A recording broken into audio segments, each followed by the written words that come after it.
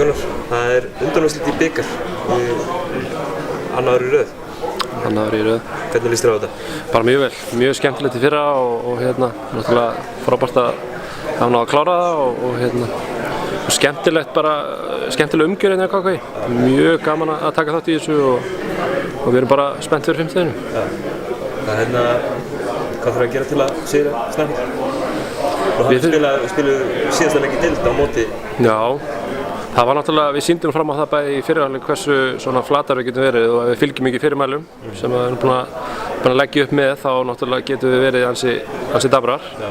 En á móti kemur þá sýndum við líka frábæran leik í seinni hálfleik og spiluðum að krafti og við þurfum alltaf bara að koma með þannig leik og ná honum í 40 mínútur þá voru okkur allir vegið færir og eins og ég segi þá er bara mjög spennt fyrir þessum leik.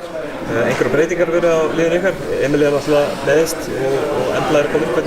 Hvernig þetta að mixa? Sko það náttúrulega mikill missir í Emilíu sjálfsögðu eins og við margoft talaðum en Embla búin að koma mjög vel inn og hörkuleikmaður, svakalega góð varnar og sóknarlega og nýtist okkur vel, gerði það og var mjög góð einmitt á laugardaginn og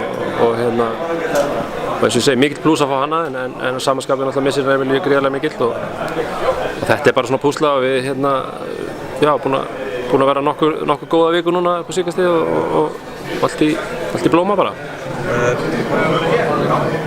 Farið með aðeins ungt lið í undanúrslitin og úrslitinu og vinnið í yfirlega tæpi leikina. Hvað heldur að liðið hafi tekið út úr þeirri reynslu? Það nýtist þeim eitthvað í þessu? Já, alveg klárlega. Ég held að það eru allar búin að sjá þetta.